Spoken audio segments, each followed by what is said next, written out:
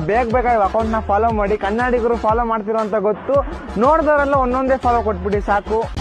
ದೇವರು ನಮಸ್ಕಾರ, ಎಲ್ಲ ಹೆಂಗಿದ್ದೀರಾ? ನಾನಂತೂ ಸಕ್ಕತ್ತಾಗಿದ್ದೀನಿ, ನೀವು ಎಲ್ಲರೂ ಚೆನ್ನಾಗಿದ್ದೀರಾ ಅಂತ ಅನ್ಕೊಂಡು